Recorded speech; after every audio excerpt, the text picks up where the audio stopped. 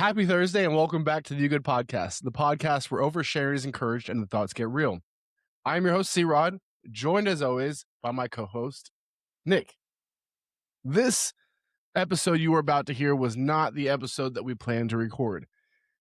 Our very first co-host, Preston, was supposed to be back on after 51 episodes. We recorded with him in Chattanooga doing the Edward 40 Hands Challenge, preparing for the next 999 challenge. Then our side of the video did not process. So now Preston's not here. The episode we recorded is gone, and Nick had to help me piece together a end of the night that I did not remember. But tonight we are talking about the lost episode, what happens when things go wrong, and how sometimes the story becomes the things that did not work. Welcome to episode 57, the lost episode. Let's get into it. No, I don't wanna live where I always feel broken. I just wanna live with a heart wide open. I don't ever wanna feel fear anymore. No. I'm sorry, but my mind is just blown by what you just said. So, I mean, I feel like this is how we're just going to get into it. Is right before we started recording this episode, I have asthma and I'm a little congested, and I like to take my inhaler so that way I'm not huffing and breathing into the microphone with my fatness and everything. And Nick goes to me, "Is that a THC inhaler?" And I just completely blew him off, thinking it was a dumb comment. And I just gave him a dumb look, and I was like, "No, it's just a regular inhaler." And proceeded to stare at him for a little bit and realized he was serious. So there are such things. If you knew this or did not know this, I would say go look it up, because my regular albuterol inhaler, they actually make THC inhalers. My mind is blown. My mind is literally, I had no idea. Yeah. I did not know that you were being serious. Yeah, for a while. Like they make it damn near every application you can imagine. They have sunscreen, lip balm, topicals like that, and then aerosol. I mean, it just says the mist goes straight into your lungs and bloodstream. So people are taking liquid THC and just, I guess it has to be like a fast acting gummy, right? Yeah, I would imagine. I have never myself used one, but I knew they existed. So Is that something that you could just get like at a medical dispensary or a recreational yeah, I think it's dispensary? more the medical side than rec. So like it's so not everybody can smoke, not everybody can eat it. It's just another way to get it into your system. So I mean, it does say that it provides fast relief from pain or stress, so I would have to imagine that's more of the medical use for it. People that yeah. need that right away. Mhm. That's crazy, though. Yeah. Well, if you smoke weed or inject liquid weed into you, apparently there's another alternative that is just taking an inhaler and puffing it. And I guess that's crazy. You don't want to do that? I'd be high. Put some lip balm on. Lip balm and sunscreen. Lip balm, sunscreen it up. Pretty soon, we're just gonna be walking around. Everybody's gonna be so high and like, "Oh, that guy! What's wrong with that guy?" And there's no weed smell or smoke anywhere. And it's just pure application. Yeah, he's just white from the sunscreen.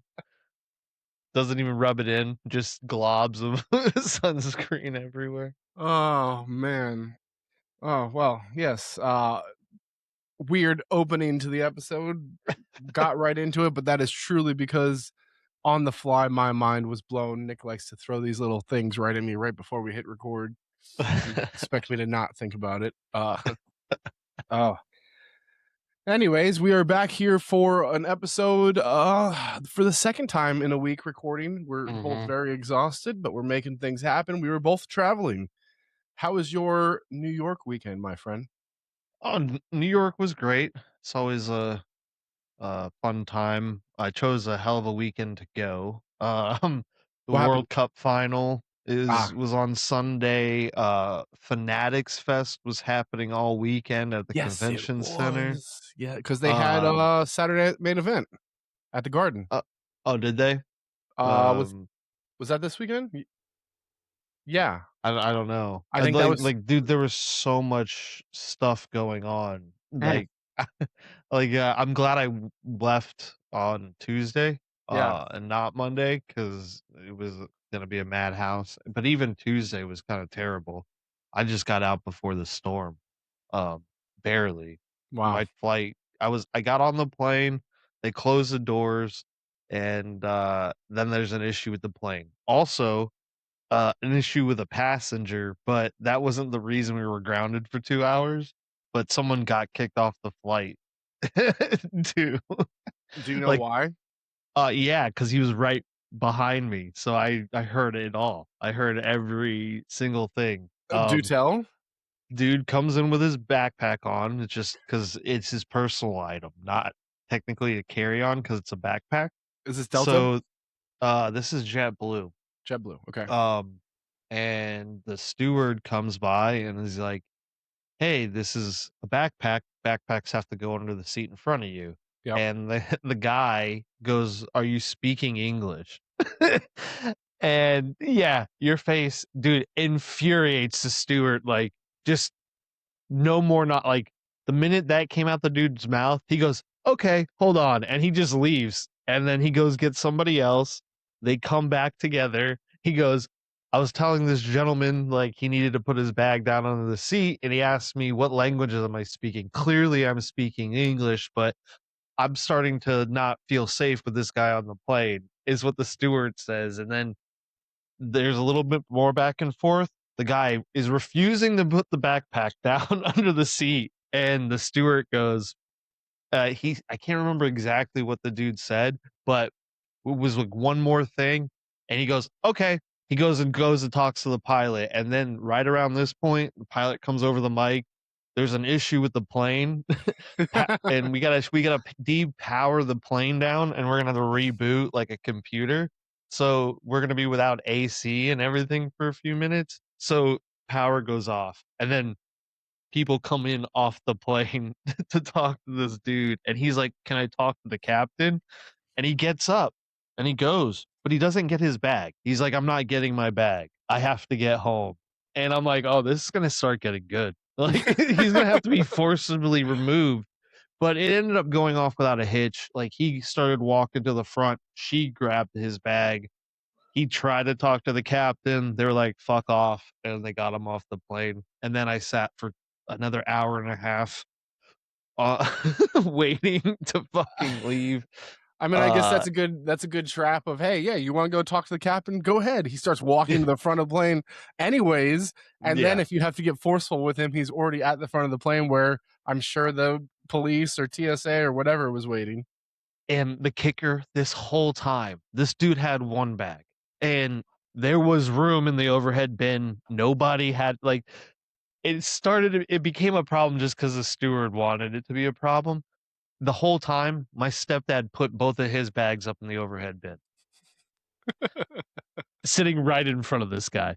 And I'm just like thinking to myself the whole time, I'm like, because it's not a backpack, my Yeah. stepdad's not getting talked to right now. Right. That was literally it. They're very strict about that. Like it's if It's a not regulation. if it's a backpack, it has to go under Dude, it's a the seat. federal regulation for personal items to be stored under the I didn't think it was but the steward was like, "No, it is a federal regulation." And while they're going back and forth, I'm looking it up Google.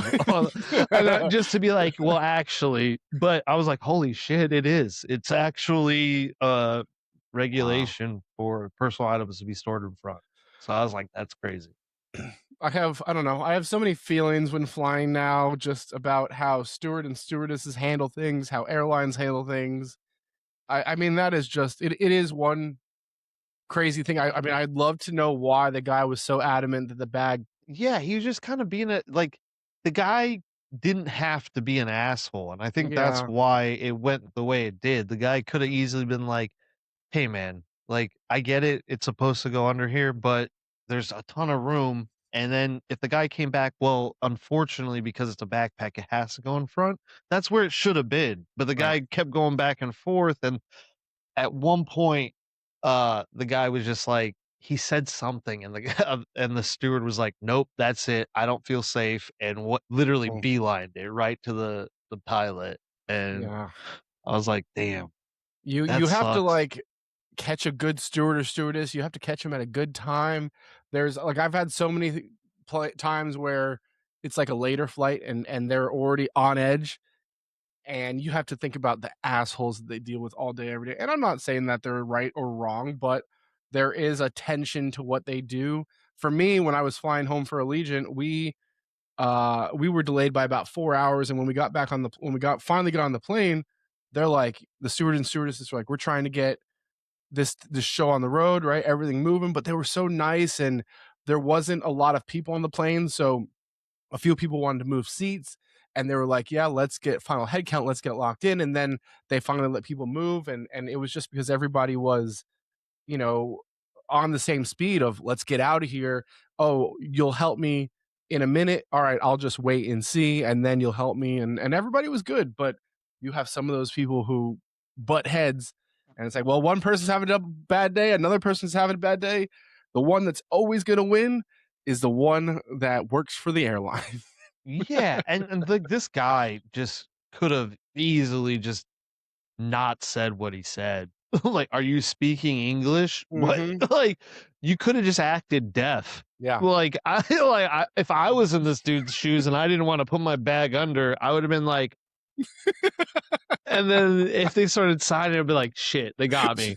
Uh, but also, dude, like, I also every time, like, I get a high group number, like, especially because I carry on every single time I don't check my bag, if I have a high group number that and they're like, "Oh, well, all overhead bin spaces, we gotta collect bags from Yep. XYZ group," and if I'm in that group, I go right up to the crew and I'm like, "Hey, is there any way I can board earlier? I got stuff in my bag I don't necessarily wanna get put under the plane," and 9 times out of 10 they're like, "Yeah, no problem, just board with," and they'll tell me the group to board with, and Yeah. I'm like, "Perfect."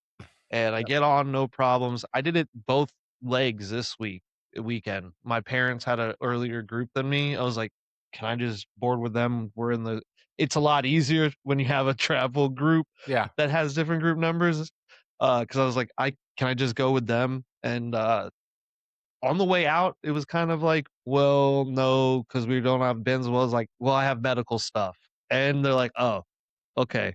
Yeah. I don't like doing that, but I know that works. So, um, not like I said, I don't check bags, but Yeah. I always get my stuff on the plane. I was traveling one time where I have this carry on, and I guess it's an old carry on that barely fits the specs of carry on now. It's probably changed Mhm. since I think it's like 10-year-old luggage, right? So the specs have probably Yeah. changed. Where 8 times out of 10, I'm fine. But then there's sometimes I get those really like Like the bitchy steward shallow. and stewardesses, or they'll make me check and double check like at the gate before I even get on. I'm Mm, like, no, this is like this is within your guidelines. Even to the point where one time I put it in and it fit fine, and they're like, oh, it's the wrong way. It's vertical or whatever. It needs to be horizontal. And I'm like, well, it fits in here. They're like, well, it doesn't fit this way. It fits this way. So we got to check it. I'm like, this is bullshit. Like you can just turn it any way you want and say that it fits, but it fits in.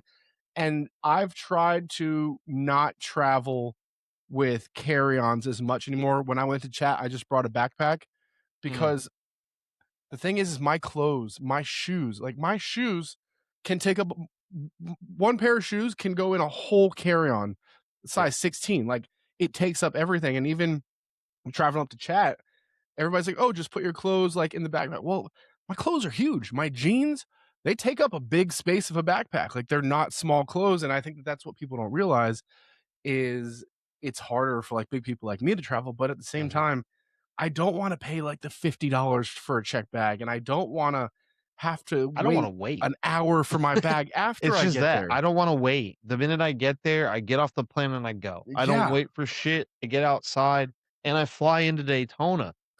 I could check a bag easily in Daytona. Yeah. I just don't want to. No. I I have zero interest. At most, it'd be like I think I had to do it once or twice, like when I had to go to Vegas or something for work, that I had to check a bag and we had to wait. But if It's I a can avoid guaranteed it, an hour. It's an extra hour, no we've matter shipped what. stuff from the hotel just to avoid Yeah. checking bags. Yeah. Like hundreds of dollars in Mm. shipping just to be like, no, I'm not checking a damn bag. Oh, the airlines, But man. I have a very cool carry-on. It's a garment bag, Okay. so I can put all my clothes, like lay them nice, and then it wraps around into a duffel. So the structure is built by the garment bag, and it has a shoe compartment. I can fit 2 of my size 12 shoes in. And then I can dude, I have the same problem though. Like Yeah. they barely Mhm. fit into things. Like a normal backpack doesn't work for me. So Right. I ended up buying a 50-liter traveling backpack and it's got a laptop slot, but dude, it's a whole suitcase in and of itself. Like Yeah. if it's a 2-day trip, I don't need the duffel bag. I can Right. easily do it all in my backpack. Look over that, I like options, so I'll just grab my duffel garment bag, and dude, I can fit almost 2 weeks worth of shit in Wow. those 2 pieces, and the backpack fits under the seat in front of me, no problem. It's got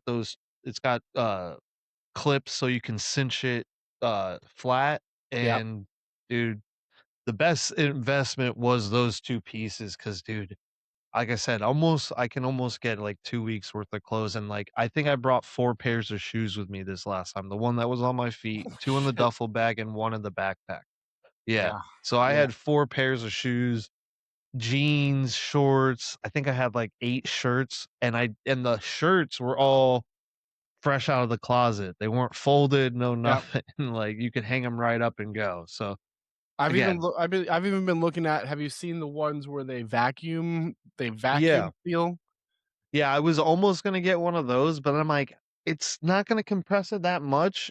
Uh, but it helped me like, dude, I've done a bunch of like, how do I fold this for traveling? How do you fold this for traveling? It's like because we're bigger, it's not easy. Like Yeah. the rolls come out to this big. How what am I doing with that? Like I'm better off folding the bitch and getting it this big and a little bit bigger than rolling it. Yeah. And so it's like figuring out what works for us being bigger, has been a godsend too. That's awesome. That's awesome. Yeah, I only roll, and this is the first time ever because I try to put everything in one bag. My bag was so thick and it wouldn't compress, Mm. and because my laptop was in there too, I couldn't, like, shove it under the seat like I usually can when I don't travel without the laptop, uh, and I was almost concerned that they were gonna say I either needed to check my backpack in, or I don't know if they would have put it in the overhead compartment, but because it wasn't full, I was able to, like, kick it, and she's like, "Give it one more kick." I was like that. She's like, "Okay, that's good." Which I still never understand, like, why it matters if it's underneath the chair fully, because if we crash, everything's gonna be flying around anyways. It's not like it's secured. Yeah, It's it isn't secure, but like for me, I'm able to though I don't know if you have a travel backpack or if you just utilize like I used the laptop bag forever. Like Mm, where it was just I had the padding for my laptop and I just made it work. When I bought a specific fucking travel backpack, has the whole compartment, dude, yeah. the laptop thing can lay it, I can open it and lay it flat to where I don't even have Oh, to take the laptop out. I can oh. literally just open the bitch and lay it flat and it's its own thing. You'll have to I'm send me like this that bag. It sounds very interesting. I just use a big it was hiking bag. fucking dirt too. It Huh. has security locks on it, in that compartment, a USB thing, so if you have a battery pack, you can hook it there and you have the external charging port on your strap. Hmm. A bunch of compartments, bro.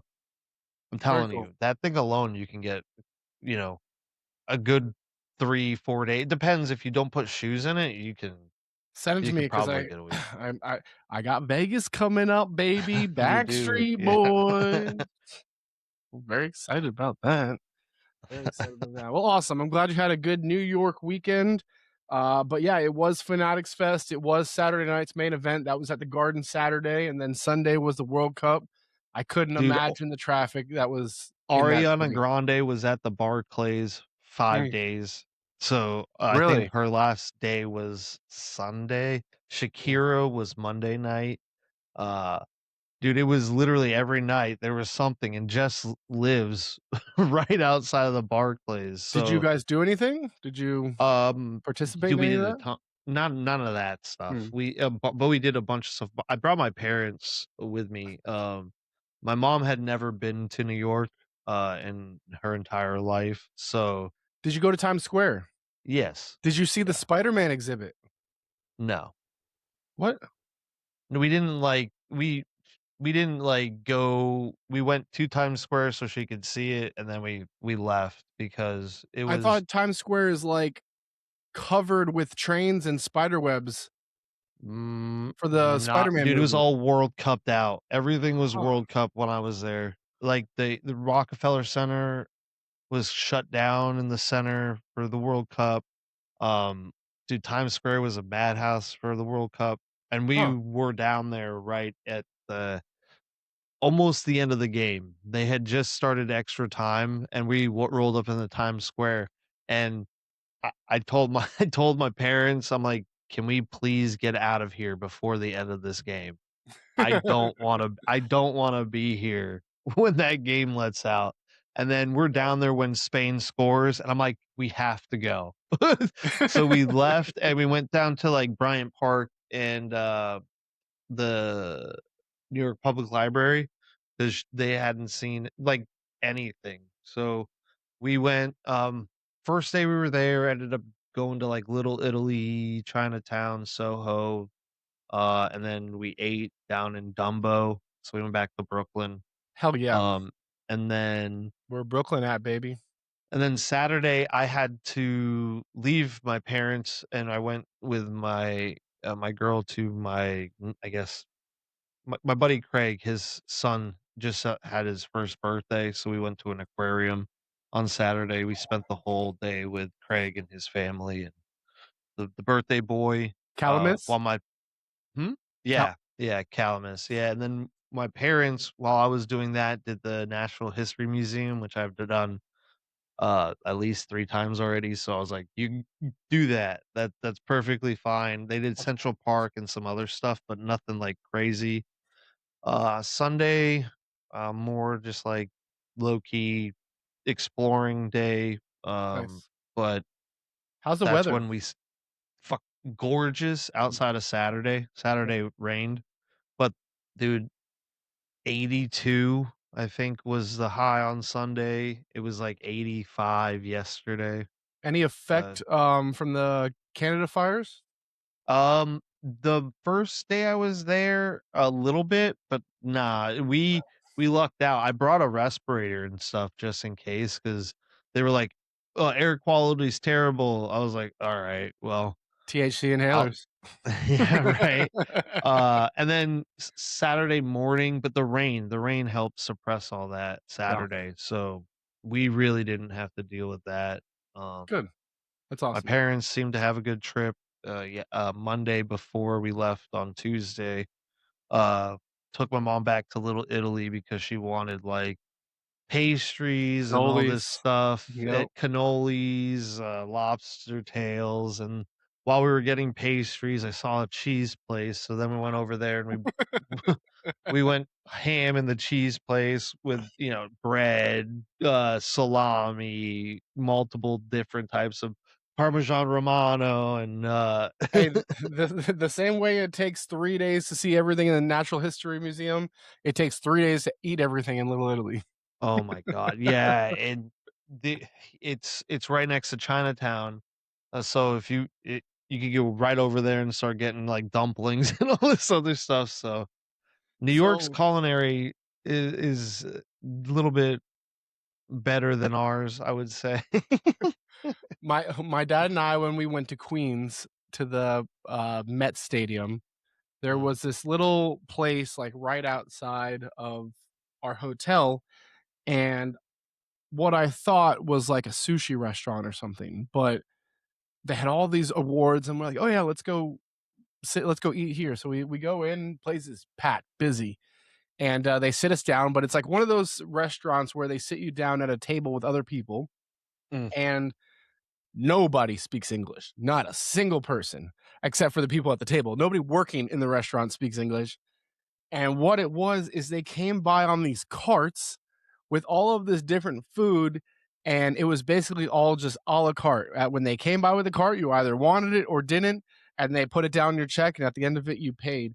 But couldn't tell what the price of anything was or what the name of anything was. And here me and my dad are just like taste testing and eating like the most random mm. I don't even know if it was like Korean or Japanese or Chinese. I don't even know what to call it. We Uh, had Thai our first night there. We had, Thai. yeah, Elephant District in Dumbo. Fucking phenomenal. I It was so good. I'd love to figure out half of the things that we were eating. It was so dangerous. It was so there's so much good food in New York. That's the Yeah, one thing that will never change, no matter and that was the what thing. happens. I kept telling my mom, "Just what type of food? I don't Yeah. you don't need to pick a place. What are you in the mood for?" So, like, once we got into, Manhattan, like, after dropping them off on Friday, the first thing I did was Prince Street Pizza. I got them Prince Street slice right off the bat. That was the first thing we did.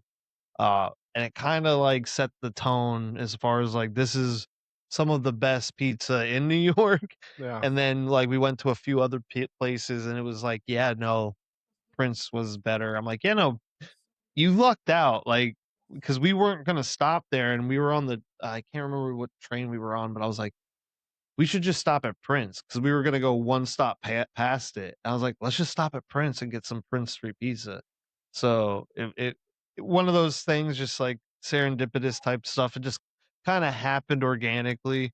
So it was dude, like I said, I think my mom had a fun time. I crossed off a lot of her list, uh, for her first trip to New York, so I mean, but there's just so much to do. You can't do it in a weekend. You can't do it in 4 days. So, it's one of those you gotta go back You might and even not be able to do it in 2 weeks. you can't do dude, honestly, like, I've been back dude, I've been going there for 8 years now, like, Still always consistently. something new to do. Dude, I did something this week I did multiple things this weekend that I had never done. So, Hmm, it's like, yeah, that's you awesome. can find a ton of stuff to do. And dude, I don't think this weekend I personally never even made it into like 40th or 50th and above. It Wow. was all 50 and down. I never made it past that. Normally I'll go see Danny. He's on 83rd. That didn't even No we Danny. met up Poor somewhere Danny. else. Oh, you did No, get to see oh, him I then. saw Okay, Danny. good. Yeah. Okay, I good. saw all of them. There yeah, yeah. It If was his birthday, right? I forgot to wish him a happy earlier in the birthday. week, yeah, Yeah. it If you're was, listening, Danny, happy belated. Happy belated to the alumni. uh Did you guys eat? There's a restaurant in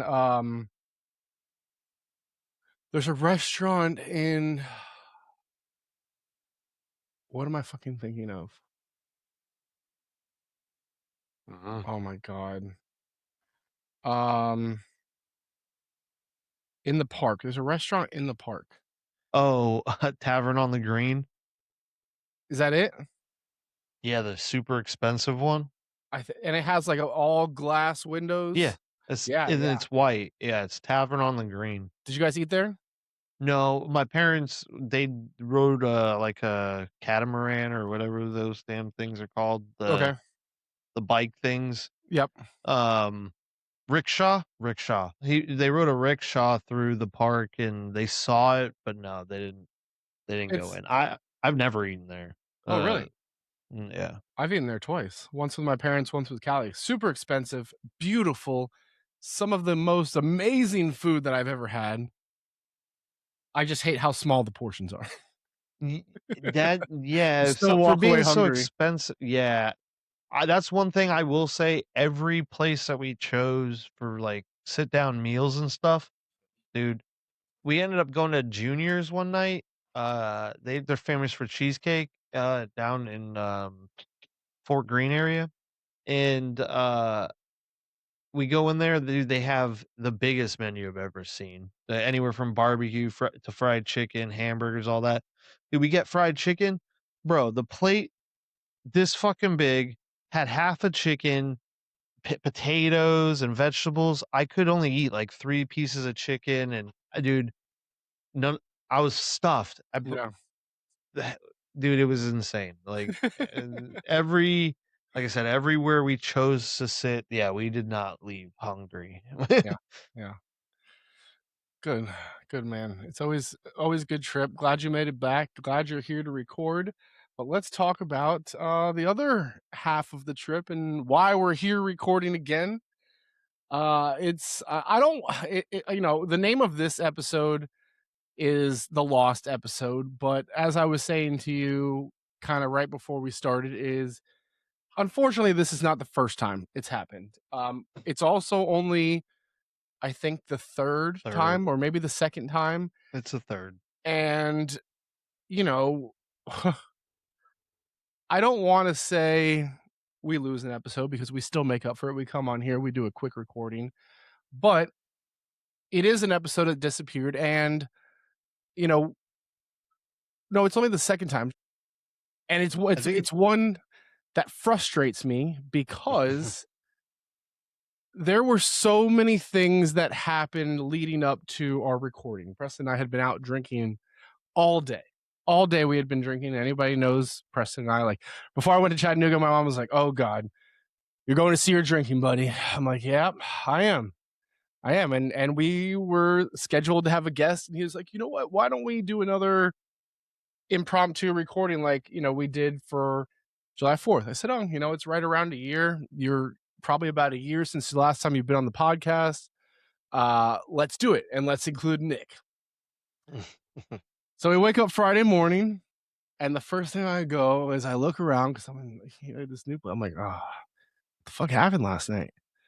And we both wake up, and he wakes up, and it's like, "We recorded a podcast last night, didn't you?" And he's like, "Oh yeah, it was a good time." No, I don't remember saying goodbye to Nick. I don't remember signing off the podcast.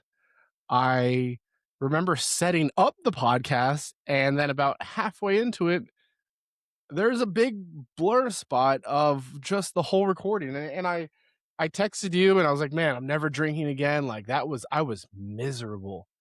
And you were like, "Oh, you looked fine to me."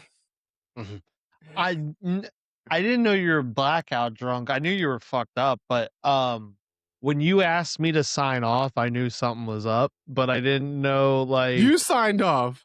No. Oh. I made you do it because I'm like, you're not putting me on the fucking spot like that. And I was like, you're fucking doing it. And you did it. And that's what I'm saying. I was like, it was like our interaction was fine. That's why I was like, you were fucked up, but not, you weren't looking through me, but at the same time, I'm on a fucking video. So, man. But I'm going to say it probably went downhill when you started the moonshine.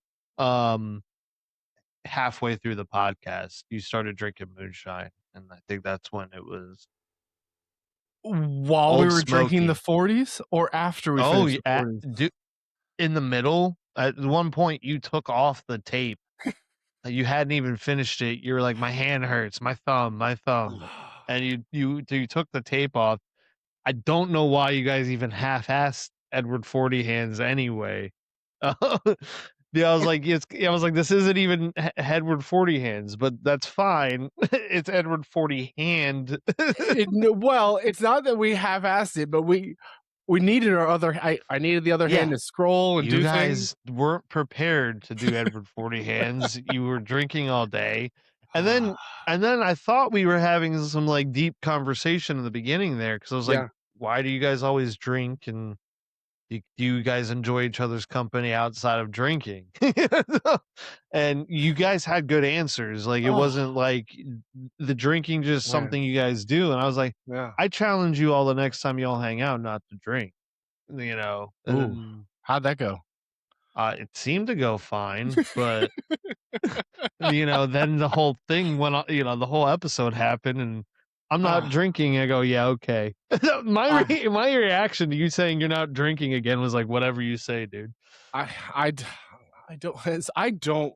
So it's funny you say that because Preston and I, and I'm sure anybody thinks this, but Preston and I could outdrink a majority of the people that we are around or that we're with. And like it gets to the point where we're just drinking just to drink half of the time, where it's like, oh, we've been at this bar for 45 minutes, nothing crazy going here. Let's go to another one and drink there. Or it's like we get home, picked up that moonshine. Why? I didn't need it. I go, oh, let's just buy this moonshine. It's really good. Maybe we'll drink it at some point this weekend. Didn't know we were going to chug the whole thing the very first night I was there. That wasn't my first 40 of the night, by the way. By the time we got on screen, right? We'd already been to, I think, 3 or 4 other bars taking multiple shots. And like, it was just a mess. Like, I felt like shit the next morning. I hadn't drank like that in a while. I don't think I had an ounce of water all day. The next day we were going hiking to like the waterfalls, and it took me a good like 4 hours to get my mind frame back. And Preston and I just started talking, and he's like, I don't know if I could drink like that anymore. And when he said that, I was like, whoa, whoa, whoa, whoa. Now you're talking my language. We don't have to always get blackout drunk, because that was just who we were. That was our identity 10 years ago. You know, anytime you go out Right. with C Rod and Preston, it is a blackout ass time, and you're gonna have a good time. That's a lot to keep up with, It's a though. lot. I mean, if that's the, oh, this is what we're known for, it's like you can be known for other things. I was like, you guys are fun to hang out with and stuff. So that's why I was like, I mean, because we've all hung out sober, like Yeah, sober-ish. You guys yeah. were still drinking, but not to blackoutness. So you guys don't just drink to blackout. It's possible. It I think family needs to be around for you to not well, fucking, Preston's rule is he does not drink liquor. Preston will drink beer all day long, but we drink moonshine. when I'm in the picture, I don't like to drink beer. I like to drink liquor. And it just doesn't mix well, because then I'm forcing him to take shots, right? The first few rounds are always me. Like, we'll sit down, he'll order his 20-ounce beer, I'll get my mixed drink and 2 green tea shots, right? And he'll, oh shit, okay. And he'll take it, and then every Fucking few green minutes, tea. like, I'll tell the side, another green tea shot, another green tea shot. And now he's done that thing where we sit down, and now he's the one who orders the shots, and I'm like, whoa, what do you order in the shot? Like, that's my job. And he's like, I'm gonna get out ahead of this thing. And Oh, we don't play off each other well. And now he's like, oh, I think I'm getting tired of beer. I think I'm gonna switch to liquor. I'm like, oh, that's a bad idea. So I don't know. It's a good time. Do we have to drink? No. Can we have sober days? Absolutely. I mean, the man lived with me for 2 or 3 years. We weren't drunk every day. We're not alcoholics, but it was no, and the great reset that I mentally needed. well, that's good. I mean, I think when we spoke, you hadn't done the 999 challenge yet, or anything like that. So I knew when I got that text, like, I'm not drinking again. I was like, that's bullshit. You're gonna drink in 2 hours when you get to the fucking ballpark. But at the same time, like, I knew you weren't serious. like if you were like, oh, I don't want to ever drink again, can you help me? I would have been like 1,000%. But it wasn't that. It was like, I'm never drinking again. I'm like, no, you're just hungover. So I was not hungover. I was fucking dying. it's funny that you say like liquor is your go-to. My go-to was both. I would go to the bar and I'd order a Stella and a Jameson every single time. Oof. So I would just be, and that's what I would do. And then I would buy the whole fucking bar shots. And just so like a lot of the times I was playing poker Yeah. at these fucking dive bars, and the more money I spent, the more chips I got. So I was just like, I'll buy the 15 people in here a shot. Buy a round, get a kickback. Yeah. Yeah, dude. $5, and then I Yeah. Oh would man, we get, could have done some damage if you were specials drinking and at the things same like time that. together. So You and I could have done some damage for sure. oh my Uh, god, dude. I'll tell you what, I did learn that when we recorded Red's episode that he probably didn't see anything in Zen because we never got any notification. But I also say that having blacked out, so I could have got a big notification that says it's no longer recording and never knew. But With Red, we both on both sides. He got a message, we got a message. I genuinely don't remember seeing any issues. I mean, even when we ended the episode, it said you guys were 100% uploaded. So I don't know Strange. what the hell happened, to be completely honest. I would It's have probably cut it or said something. it's Had I probably known. for the best. It's probably for the best. I would say so. I I was think in that no state. towards the end of that episode, it kind of did get off the rails a little bit. Not like in a bad way, but just like, what are we doing? Fuck, are we even talking about? Yeah, here? like what are we doing here? And then the whole, oh, you take it away, Nick. What? Like, Shit. I was like, you didn't say anything before. I had nothing typed. Like there was nothing. Like we didn't have a guide, so it wasn't like we were we did, but we didn't, right? Like yeah. there was no. I don't know. No, I'm glad to an extent that this one didn't make it out. Reds, I'm kind of disappointed that one didn't go. Yeah, but it we'll was a get him guest back episode. on. Once I he, mean, Preston and I can get drunk anytime and record it, but right. if you haven't, if you're new to listening, go ahead and go back and to listen to, I think it was episode 4, the July 4th special. It is absolutely off the wall. No, It is one of my favorite. Joined on 4. I think it's 3. 3. Okay. It's actually not even a numbered episode. It's just a July 4th special. But yeah, I think it's 3 or 4, somewhere around there. So anyways, yeah, but you mentioned solo. You mentioned the 999 challenge, right? The next day. Yeah. So we went hiking, we went and swam in this waterfall. It was absolutely beautiful. Got my senses back together. I didn't drink at all in the morning, didn't do the hair of the dog or anything like that.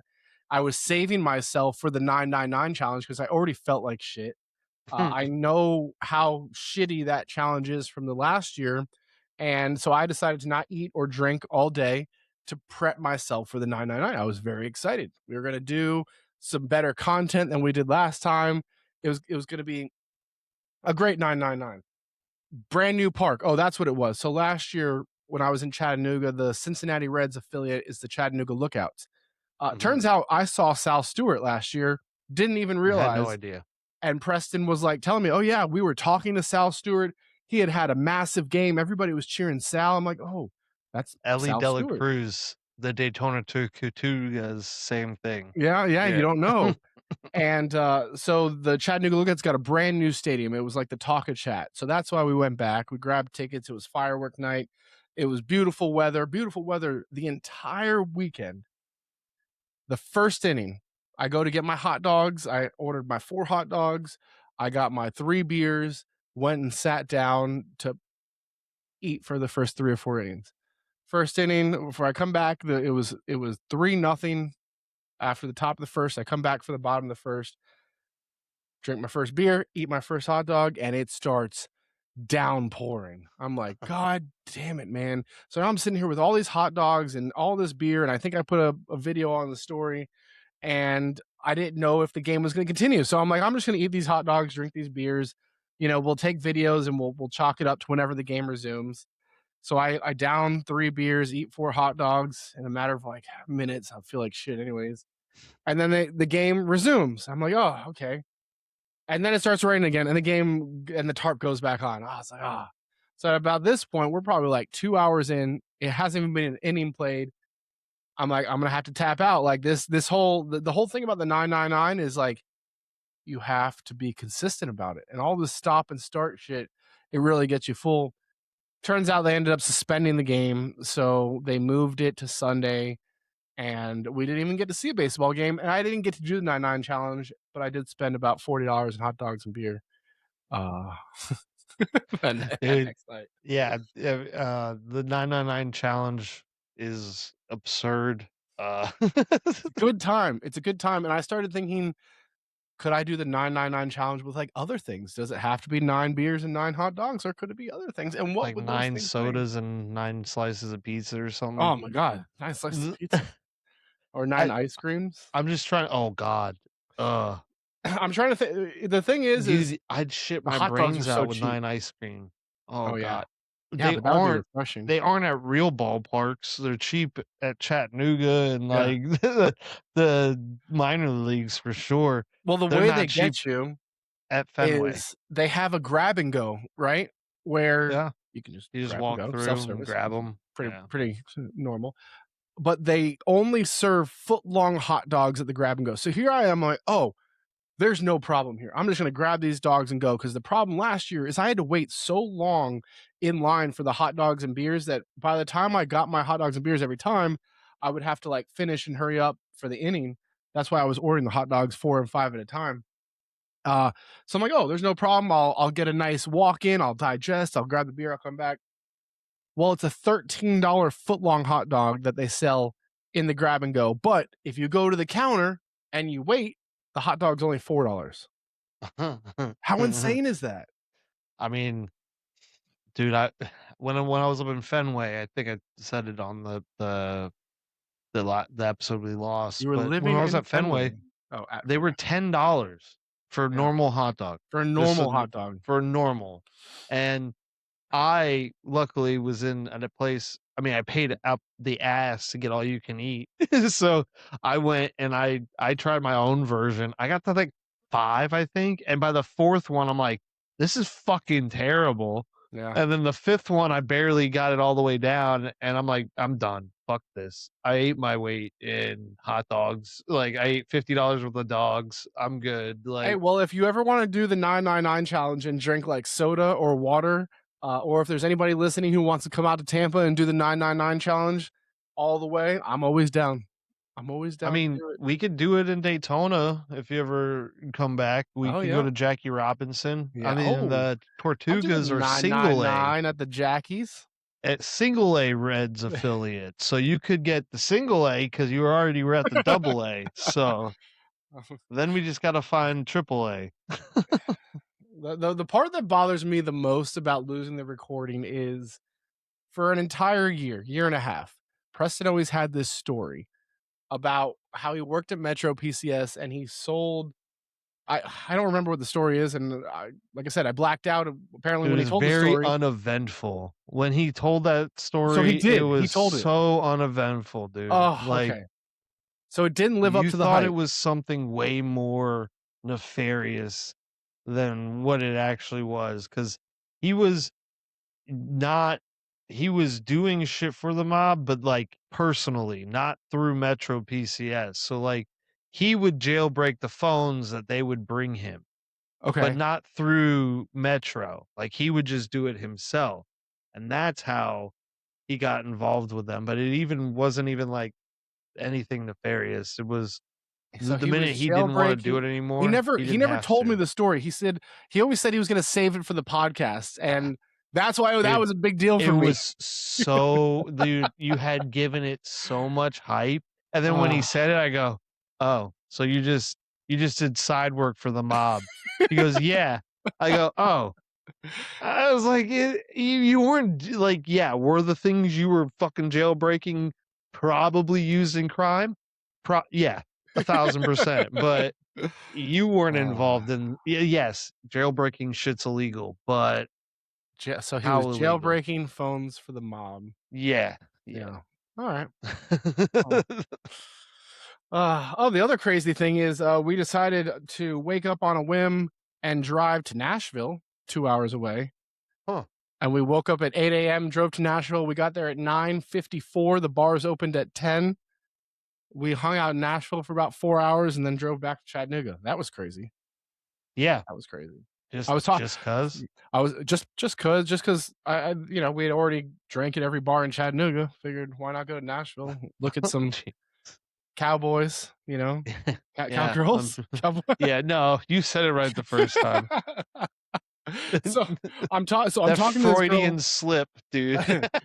Uh, I'm at Tootsie's, right? And I'm talking to this girl, and she's a part of the band or whatever. She went to FSU. I was like, oh, you're such trash.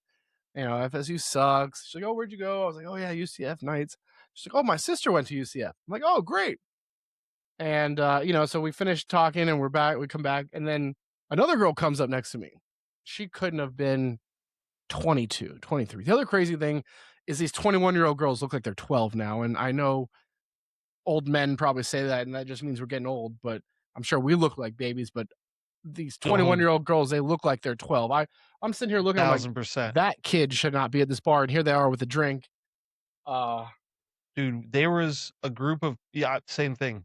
Group of fucking, they might have been 22, 21, smoking cigarettes and drinking beer outside of something. Yeah. I'm like, they look like they're in high school. Like, how are they doing it?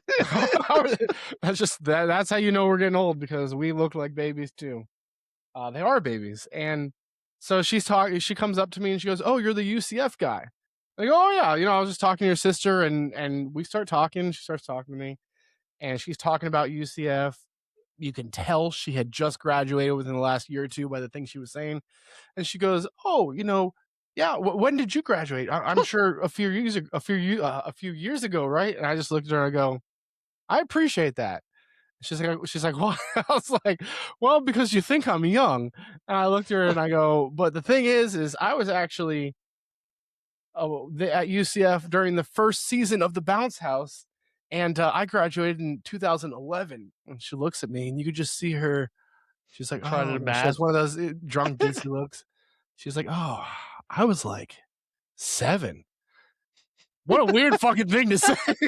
What a weird thing to say. It's not like I'm trying to hook up with you or anything. Like, you came to me and approached me.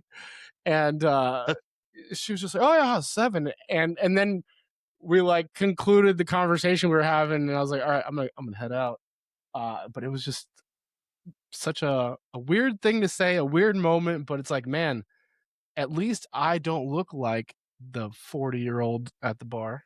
That was nice. That was nice. She, obviously I look a little bit younger.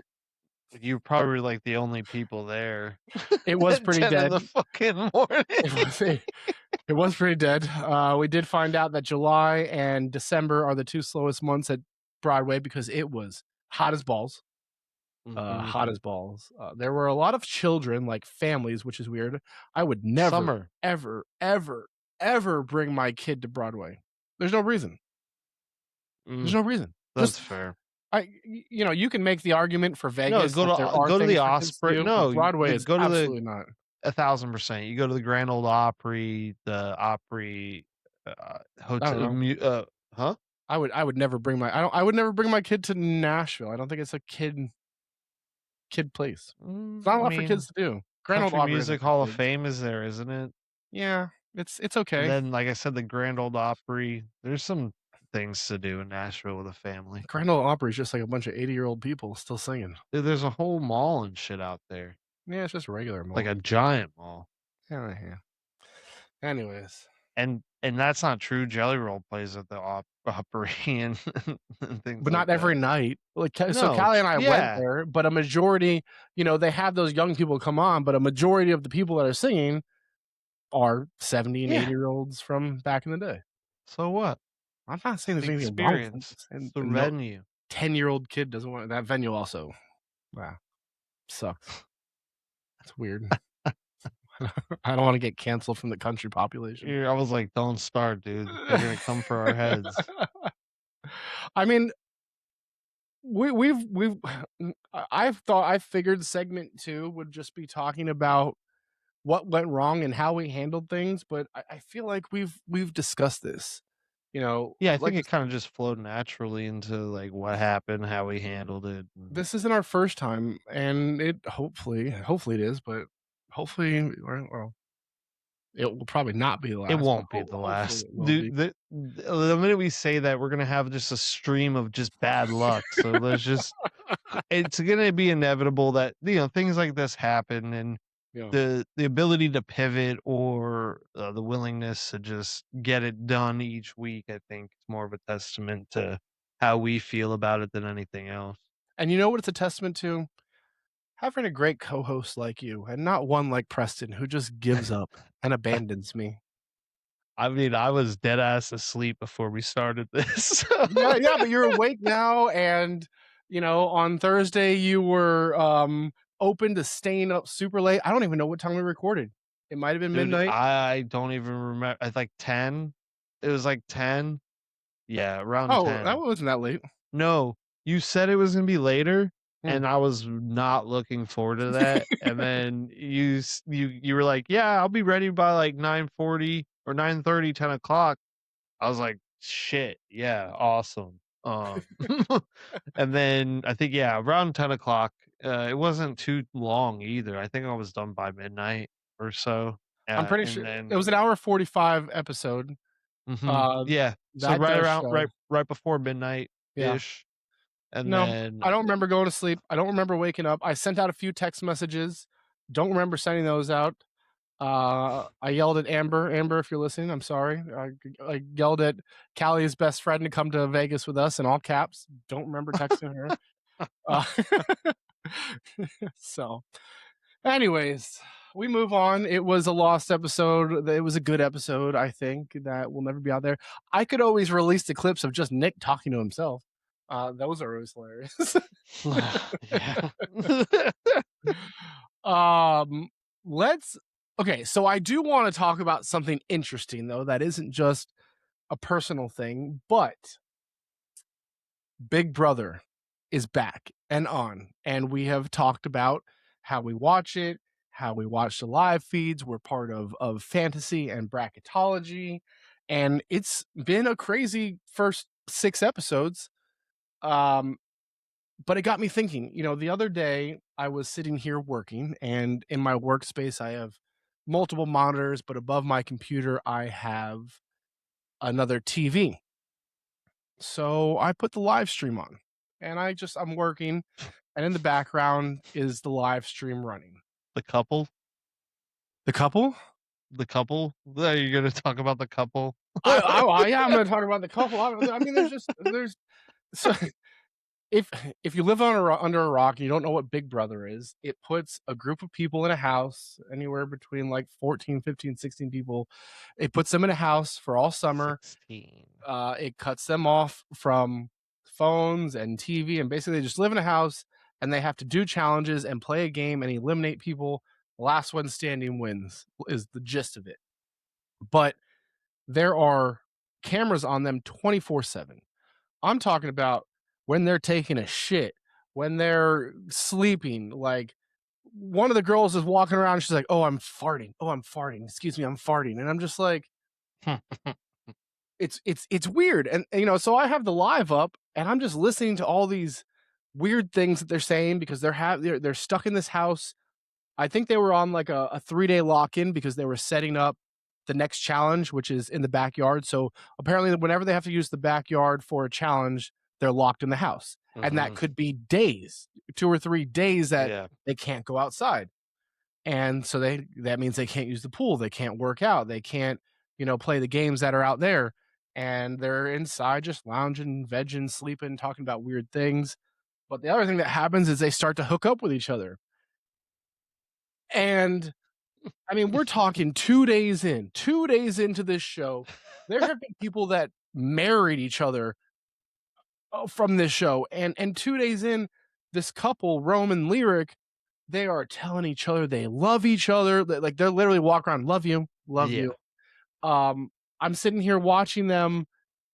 Basically, softcore porn is being shown, and they're talking about, like, she lives in Hawaii. I don't know where he lives, but they're talking about like moving to Florida when they get out of here and setting, buying houses and everything. And it's crazy to me. What's your take on some of these people that just fall in love instantly when they go into this house together? Those type of people are the ones that are constantly falling in love at the bar.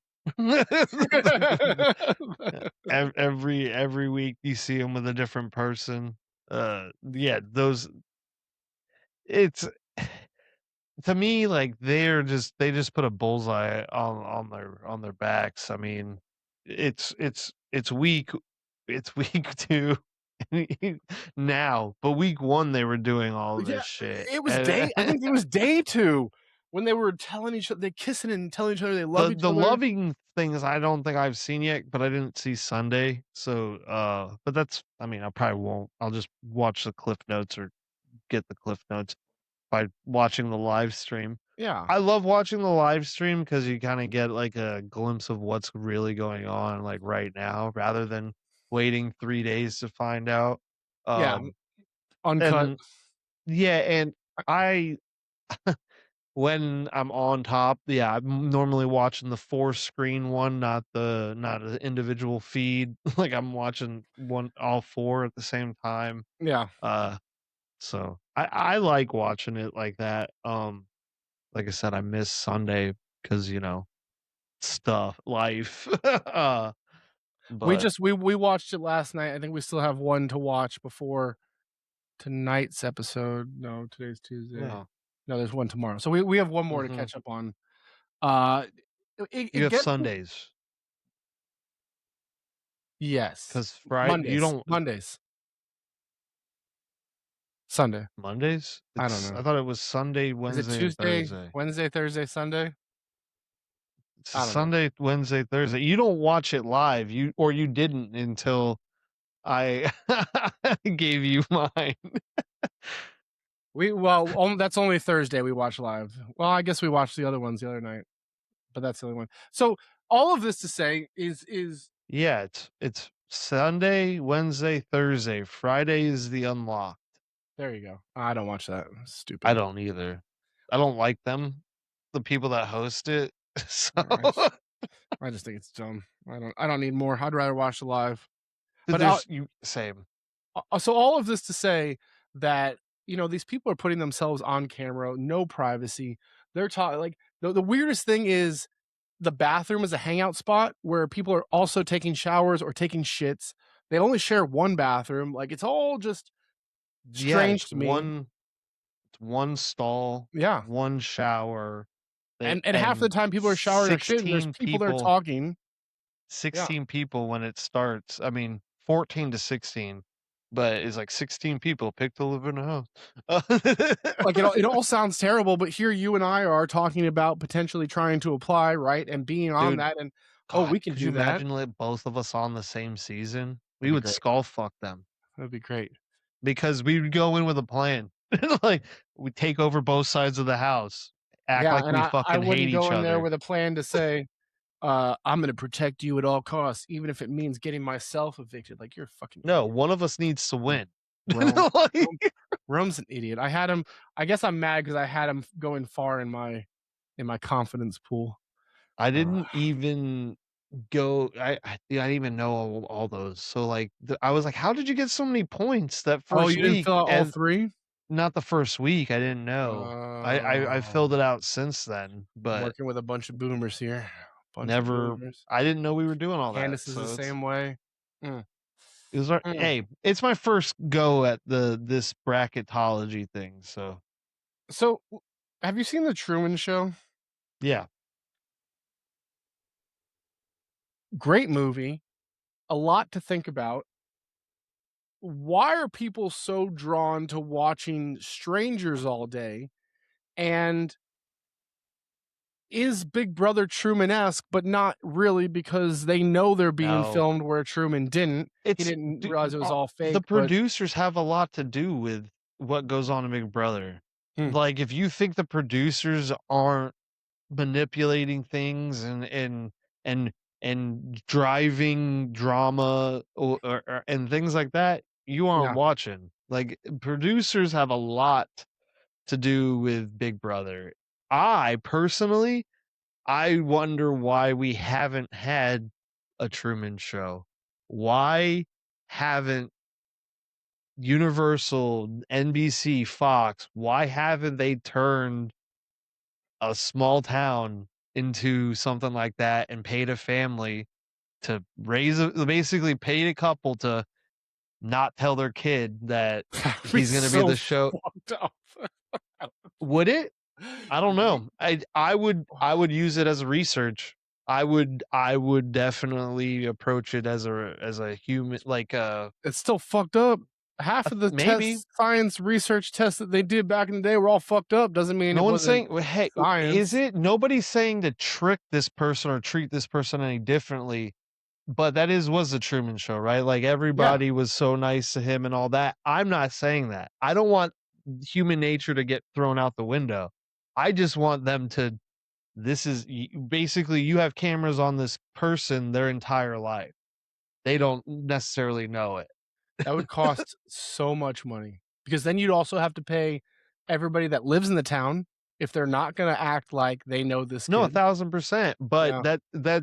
but maybe not. You know, they do their own jobs. They do everything anyway. They're just everybody's signed. Maybe you give them, you know, a stipend but not make them rich to where they don't work and shit like that. Everybody would have. I don't know. It would have to definitely. It's a social experiment, right? At Yeah. that point, and that's the way I would view it. I'm like, this is a social experiment. Everybody knows that this is the deal. That you don't necessarily have to treat them any differently. Just treat them how you would. And if you know, you might even have people that are jealous of this person that don't treat him very nice, and then you have, you know, his friends that go to bat for him. Like, it's just what life is, right? Just with cameras. I mean, I I don't can't know. have kids Get anymore, but if I 150 could, you could people pay me. together. Dude, you get 150 people together in a small ass fucking town, and you can pay them. You can make it work, I think.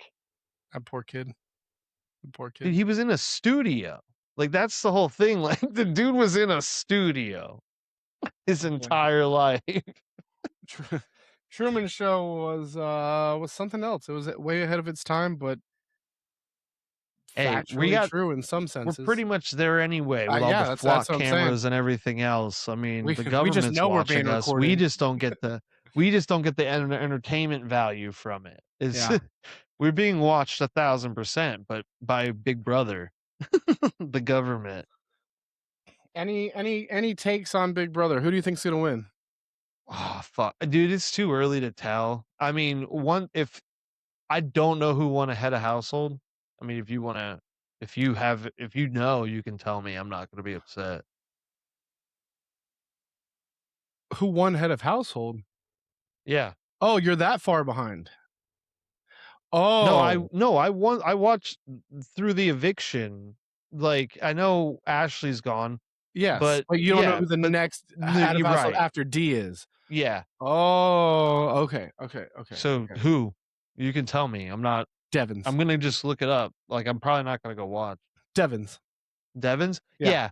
At that point, I picked perfectly. Yeah, that side of the house is gonna fucking win.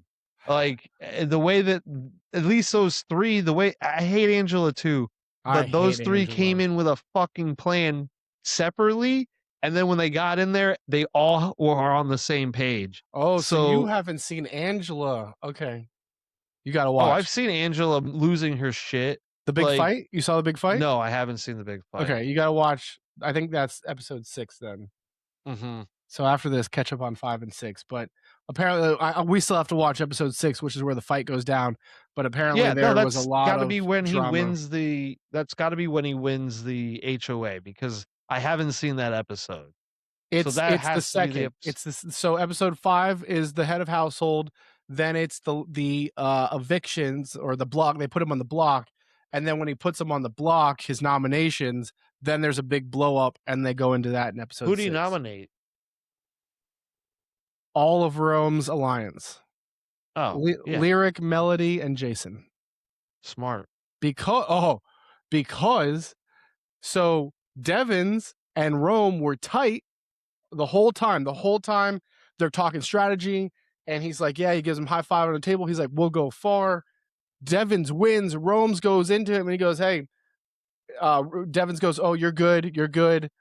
And he's like, this is good news for you. He's like, yeah, you know, I want to keep an open line of communication with you. And I just want to make sure that Lyric, Melody, and Jason, they're good too. And we'll get through this week. And he goes, yeah. Then Angela comes in and she goes, I think Rome is building an empire and it's time to burn down the Roman Empire. He's got to go. And then all of a sudden, Devins goes, okay. And he's like, Rome's my target now this week. Fucking shicey, so dude. they're gonna backdoor Rome. They're not Dude. backdooring. Everybody knows it's all out there. He put up his whole alliance in the hopes that one of them comes down, and then Rome is the replacement. But it's Yeah, open. It's like it is known, and that it's might have just fucked Evans. all lies, dude. It's That all, might have and just- then so when Devins does the nominations, whatever speech he gives, then Jason's like, "You're a lying bitch," and he goes, "Angela took your head of household this week," and then that's when the episode ends and the whole fight starts. So that's this is why you should watch Big Brother, people. It's intense. Wasn't Devins, Angela, and who did they make the first alliance with? Or D's? There's two. It was D's. There's two. The red corner and the crossover, which is the red corner is Kamu who? Chuck. Kamu. Yeah, okay. And then Rome's the other not one, in either one. No. And that's why the Kamu is the No. one that got me. Like Yeah. he's only in the red corner, and Yeah. they were trying to take over the HOA the first week, and that's why HOH. It's not an A. whatever. HOA. I have HOH, Kamu same winning thing. it all. So as long as he I have him up there, dude. I like him. I like his demeanor. I Yeah. like how he handles like stressful situations. He doesn't seem to be too hot or too cold. I think that is gonna go a long way as long as he Yeah. stays on the. Again, he made the right move getting in an alliance with them. It's just now hopefully he can build that relationship to where they view him as an asset rather than a liability. Yeah, so it's interesting. And I mean, the other thing that's weird about the live feed is half of the time you're just like watching these girls in their bathing suits, like walking around, because they're outside, and then half of the time they're good looking women, and they're just walking around either in their bathing suits or in their workout gear. And then the other side is the dudes are half naked the whole time, and I'm just like, this is interesting. Just sitting here with softcore porn on all day. I could listen to the live feeds and be okay. Like Hey, Lyric is hot though. She's hot though. I'll tell you that. Rome chose a good one. All of I would imagine they're all under 40 except for Angela. So they're all under 25. Yeah. So I mean, even the ugliest one I'm sure is attractive. Like yeah. Anyways, we could go on and on, but the other thing that I wanted to ask you is, speaking of Big Brother fantasy, we're getting ready for football. Football season is approaching. Baseball fantasy, which we are winding down and a part of, is ending. And I don't know if it's just me, and I wanted to ask you this, but I haven't made the announcement, but we did lose one member in the football league this year. What? Ian backed out, so he's out of football and baseball. That piece of shit. He swore he wasn't leaving football. I know, but he texted me, and we'll talk about this off air, but he did. He had reasons. The reasons make sense, but it got me thinking, right? A lot of our baseball group has shut down, right? A lot of them aren't in the chat anymore. A lot of them aren't, really participating. Then this comes, right? Football season's coming. There's already somebody dropping off in this league. I have another few leagues that I'm a part of where we're trying to decide draft day, but there's not a lot of excitement. And I'm starting to realize that I don't know if it's just fantasy in general, because there's other ways that you can now bet, or if that the world has just changed to where we are way too busy to be watching sports all the time or keeping up with it like the fantasy commitment it is. Have you noticed anything like that? Are you still excited on a daily basis for fantasy baseball, fantasy football? What does that look like for you in maybe other leagues that you're in? Well, I think with the baseball thing, I think at this point in the season and in general, it's always a struggle just because we've been doing it every week for the last, I don't know, 4 months. 4 April. months? Yeah. Yeah. We're almost done March. with July. So Yeah. 4 months, we've been doing it every day. But if you're not in that top 6, it's kind of like for me, I'm playing for next year at this point. Like I am playing to get a high draft pick for next year. I don't I don't have a shot at making the fucking playoffs like at all. I am borderline always last place the last 5 weeks. So for me, it's definitely not exciting to log in. Like right before we hopped on, I was like, fuck, Yeah. because I had people postpone. So I'm like, I'm trying to scramble and I'm like, I'm in last place. Why am I this worried about this? But it's also the integrity of like the league and all that. I don't feel I feel like unfortunately Ian was a lot of the conversations. Uh like he was a big contributor in our chats, right? Sure. The same group of people are the same ones that are always chatting. It's me, you, Badger, Scott, John, and John for the most part. The rest of Sure. them, and Dylan. The rest of them, it's hit or miss when they join. Craig might say something every week, but not every day. Things like that. But I I couldn't imagine not doing it with you guys. Like that's the thing. Like I couldn't imagine Yeah. turning on a baseball game and not having any skin in it. I couldn't imagine uh just like a summer without this. Like it just doesn't make sense. I'm looking forward to football. I mean, I'm the defending champ, so Yeah. I gotta but I mortgaged my future for that championship. So I'm gonna have to like this season for me. I know it's gonna be a grind, but I'm excited because like I'm defending champ. I get that all year, you know. Like and like I've won it now twice. I think this is my second time, but um I I'm excited for football. It's got me something to look forward to. I'm not definitely not phoning in baseball, but I don't have a shot. Fucking hell. So that's why I'm like, I'm not mortgaging my team. Like Yeah. if I get good trades, I'll make it if it makes sense. Like I get better with that trade that Dylan and I made. He gets better. I get better. Everybody gets better. I mean, Kyle Tucker has sucked, but he's better than 4 of my outfielders. So Yeah. Yeah. Mm. I to me, maybe it's just, the spot that I'm in now, but I feel like there's some allure that fantasy sports is lost, and sometimes it just feels like it's another app that I have to get into to take care of. And you're right. Sometimes it'll be 5 o'clock in the morning. I'm opening my app to be like, all right, what are the day games? Or 9 o'clock at night. What are the night games? I got to set my lineup before the 10 o'clocks and everything like that, or who's doing what.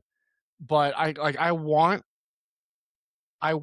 our fantasy leagues to get back to either what they were or just be a little bit more interactive. I think you hit the nail on the head. Is it's half of our league, and it's the same way for football because it's the same league. yeah. Only half of our league is conversational or a part of it. But on the other side of the coin, like they don't want to lead the league; they want to be a part of it. How do you find that happy medium of like, okay, if you want to be a I part of this don't. league, you have to interact, but I can't make somebody interact on a daily basis. Ask how many people I leave on red all the fucking time. Yeah, I don't answer people. Like I'll leave them on red for days and then I'll answer. But it's one of those things. It's like I don't have the time to. I can't entertain 12 individual conversations right now. yeah, The group chat is pretty easy to maintain and chime in, but if I'm trying to work a deal with 3 people, I'm only focused on that at this point. I'm not gonna worry about cheese. Yeah, cool. Do you or Craig? Like they're not yeah, gonna trade, so I'm not gonna worry about them. As far as that goes. But if anything ever, if they needed anything on a personal level or anything like that, it's 2 different things, right? But right. I think where we're at in life, right? I think we're at this We're at our highest earning potential. Our focus is on growing and doing those things. Fantasy sports should take a back burner to that. I Right. mean, they just should. So if that means the conversations get a little bit less, it isn't as exciting as it was 6 years ago, that's to be expected. We're not the same people we were 6 years ago. We're not the same people we were 10 years ago. So I I like I love how the interactions have changed over the years. Me and Badger used to go Oh yeah. at it, and Yep. now me and Badger defend each other, like, it's just some of those things, it's like and with what I had been through and the thoughts dude, I was an open book when I was going through my shit. I would point blank tell you, "I can't deal with this shit right now. I'm about to do X, Y, and Z." So Yep. and that put the whole league on notice as far as where I was, but it I don't know. We're growing. I would think if we weren't having these growing pains as far as, like, not having time or, uh, not making it as much of as a priority, it shouldn't be. It shouldn't be our number 1 priority at this stage in our life. When we were in our mid-20s, it easily could. Late 20s, yeah, why not? Yeah. 30s, different ball game. Like 30s, most of us have kids, most of us are growing families, most of us have careers that we're trying to succeed in. And we have the next 20 years to make as much fucking money as possible. So if fantasy sports don't fit into it on a daily basis, it's okay. Yeah. But that's I love why I that. like this league is because I know what I'm gonna get. I'm gonna get these guys that are still setting lineups. Even if I don't hear from them, they're fucking trying. And nobody's phoned it in. No. Like we me, Scott, don't have a shot in hell, and we're fighting. We're Yeah. fighting every day to still People might have phoned it in, but they haven't quit. And I think that's the biggest thing is a part of all of these leagues, no matter what us guys go through or we've yelled at or fought like you and Badger, we don't quit and we're back every year. And some years we're more accessible than others, and some years we're not, and some years, we are I chatty mean, look Cathys or just big trolls. Look at Scott. Scott is having a year, a personal and he's just going through it. Yeah. He's And working a it out. fantasy year. I don't think he's ever been this low in fantasy. No, right. He's just going through it, but he's still here. He might not be talking to us, but he's still here. He's still fucking fighting, and like like I said, more of a testament to the group of people we have. And when Ian not being back for football, that fucking sucks. Yeah, it sucks. CJ will probably be a shoe in just to step right in. Yeah. But it's not the point, right? like I don't know if I want CJ. This man doesn't trade. well, I after talking to him, he just watch because you have to kind of experience it the first season. Like, you Yeah. don't know what to expect. Not making any he's going to get skull fucked in the playoffs, and he has no idea what's coming. And like Yeah. that's where I'm like, you have to do these things in preparation to not get destroyed by the top 3, 4 people, and Yeah. you aren't there. Your team is not good enough. Your pitching will not win in the playoffs. You won't win a fucking category. Maybe saves and holds, but Right. he's going to learn. Like, we all had to learn that.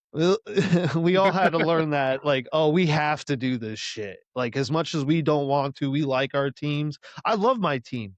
I'm still trading. Like, I'm about to trade my number 1 draft pick. You're talking to So the wrong guy when it comes to trading. I think I have like 3 guys left on my team that I drafted, and that's the Yeah. norm for me. Well, you're trying to get some back, but I won't give them back. Yeah. Oh, Dugas pissed me off the other day because I traded Dugas for PCA. He loves PCA. I went back to him. I go, I'll take Belly and Tariq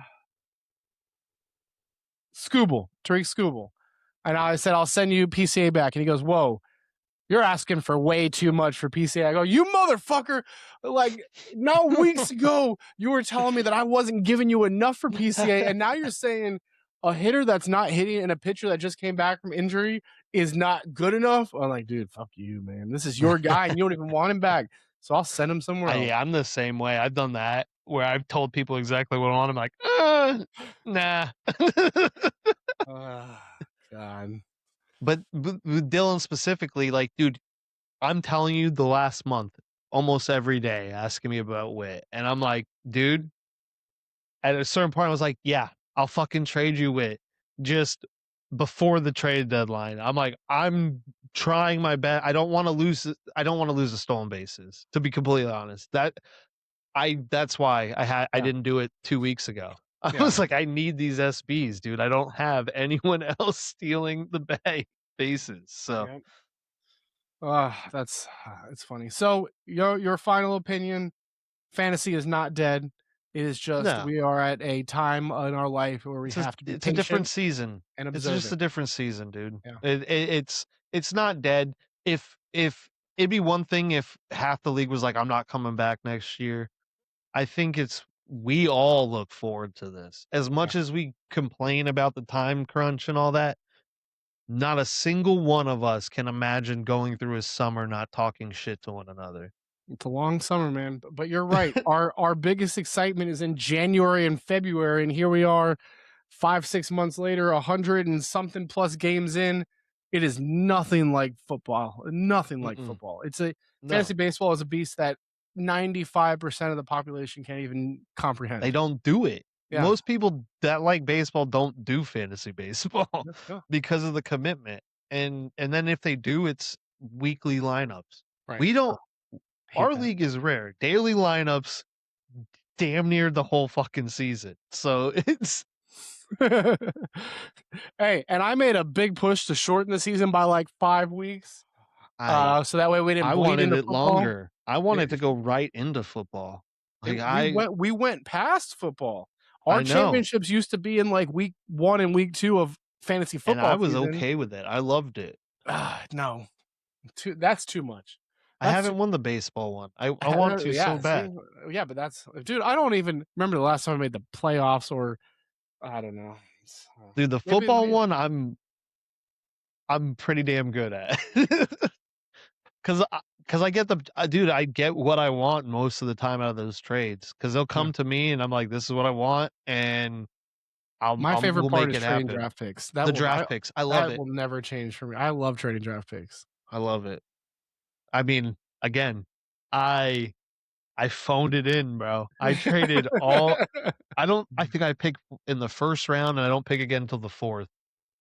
Well, it's crazy to me. Like last year, where Badger traded all of his guys for draft picks, and then turned back around in the same season and traded his draft picks for guys, and then ended up And made getting the into the playoffs. playoffs or whatever. I don't even know if he got to the championship, and he's still gonna have those draft picks back. And it's just there's a lot. There's Yeah. so much you can do. Dude, as much people talk shit, dude, he's pretty damn good at getting what he wants as far as in trades and stuff like that. Yeah. But you're right. The what he did last year was eye-opening for what you can do with the draft picks. Yeah. Like I because was we like, oh, can't that's intriguing. yeah, Not because something you ever he think about. used up all the better ones to where he got the better picks first. And then what he started doing was he was the one that was benefiting the least. So Yep. I mean, Interesting. it was smart. And like I was on the other end where I mortgaged my future to make sure I had a stacked lineup going into the playoffs. My lineup was absurd. Derrick Henry, Saquon Barkley, fucking Jonathan Taylor. It was ridiculous, dude. Well, a few more weeks until that ridiculousness comes back. I know. I'll probably have to end up sending a text about Ian and backfilling that, but Well, whoever listens to the go. podcast is gonna get some insider information. Hey, well, this won't be out for a few days, so. But still, I would say hang on to that text for a week or two. I want to see I want to see if we get asked. Someone's gonna ask us before we even have to put the text out, and then you can just be like, "Look, I got a replacement. It's not a thing. It's gonna be CJ. I'm telling you this right now." All right, I'll talk. I'll talk to him. He has to trade more. Can't come. You don't have to. He's probably gonna listen, and he's gonna be like, "Can I be in this fantasy football?" No. Answer's no, CJ. I love you. Fazio, we could get Fazio. Absolutely not. All right. We started this episode on a weird path from how we lost Preston's recording to Big Brother live feeds to just whether fantasy sports are dying. But I think that is how you replace an episode that was put together out of nowhere. But it's a testament just to how the episode you plan doesn't always survive, but it takes the commitment and, like I said, the gratitude of a co-host to just pivot and spin. We could have easily, and we've said this before, we could have easily just not put out an episode this week. Or My yeah. social media content has been low because I've been out and about, and we could have just, phoned it in this week, both tired, both falling asleep on the couch, both had long travel weekends. But here we are. Can't do it without you, my friend, and can't do it without the people that listen. Maybe this episode, the lost episode, isn't going to be one of the best or the most watched or most listened to, but it's another one that moves us forward. And, we don't sit here and disappear, but we still have things to talk about. So I appreciate all the flexibility that you provide me in the show. And any last words or a wrap up here from you, my friend?